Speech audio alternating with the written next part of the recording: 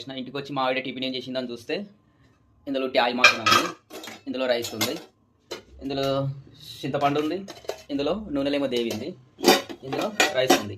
Curry లేనిది ఇవన్నీ ఏం చేసుకొని తింటా, టిఫిన్ కూడా ఏం లేదు. అందుకే చిట్కలో పచ్చడి చేసి తింటా అని చూస్తున్నా. చూడండి ఇప్పుడు ఏం చేస్తున్నా అంటే టమాటా పచ్చడి, టమాటా, పల్లీలు, పచ్చిమిర్చి, ఆనియన్ ఉడకబెట్టుకున్నాను. ఇందులోనే కొత్తిమీర, పుదీనా కలిపి మిక్స్ చేసుకోవాలి. ఫ్రెండ్స్ మిక్స్ చేసుకోవడం అయిపోయింది. ఒక కప్ ఆయిల్ పోసుకొని ఇందులోనే పసుపు,